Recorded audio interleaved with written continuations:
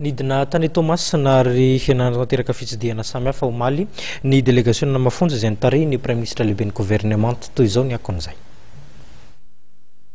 Mahery ny 7 miliarda dolara ny total ny fampiasam-bola na ny investissement total nataona Ambadivi mpamokatra ny nickel sy ny cobalt eto amintsika.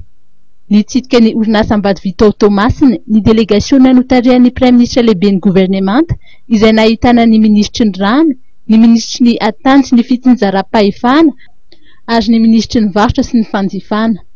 Raha ny isa 520 sy R1 ireo mpiasa teo anivon'ny Ambadivi nandritry ny fanorenana dia 7 izy ireo amin'izao fotoan'izao ka ny 4 amin'izy ireo no sous-traitant.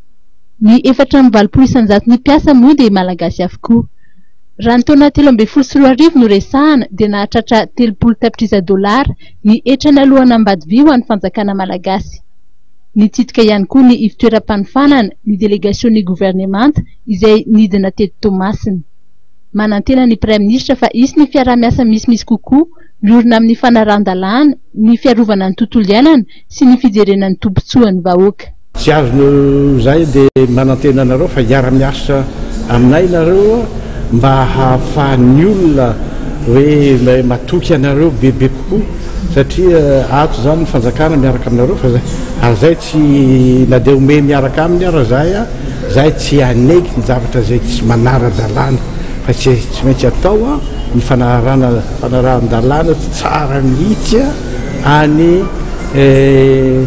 momba mikasika an'izao fananganana izy iny lehibe ohatran'izao ka dia miresaka hitanareo moa ato ny ministre ny commerce, ato ny ministre ny tany, ato koa ministre ny rano dia samy nanapetraka ny fanontaniana zay mikitikitika ny sainy daholo zareo mba hiarovana tanteraka ny fiainan'ny malagasy manodidina eto ka zay rehefa nanontany amin'izareo hoe inona ny formation ataonareo eto dia ireo formation ireo dia tsy maintsy tsy kelikely atao miaraka amin'ny mpiasa malagasy. Nosoritan'ny Premier ministre lehibe ny gouvernement fa ireo tetikasa rehetra dia tokony nikendry ny fitinjara-pahefana tena izy. Zay ny anay dia zay rehefa manao zavatra eto dia karazana manao décentralisation, rehefa manabe olona eto dia karazana manao décentralisation effective daholo zany le zavatra hoe tanjona tsy mety tsatsara ny président ary hitanareo koa moa fa tsy vitany hoe ino moa saka teneniko tao hoe tsy vitany hoe haka bénéfice fotsiny tsy zay ny zavatra tadiaviny zareo fa tsy maintsy atao mihitsy ny zavatra mahafahatsika hoe mba hitondra anararaotra zany koa zany ny malagasy mipetraka eto.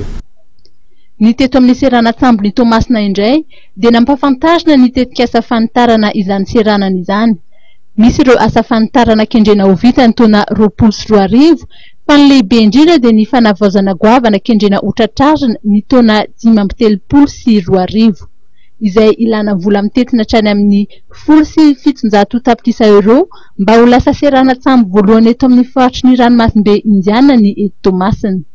Velom-panantenana ny Premier ministre eo amin'ny hoavin'izany seranatsambo izany. Niafara tamin'ny fitsidiana ny orinasa Aris ny fandalovan'ny délégation notarian'ny Premier ministre teto Thomasina.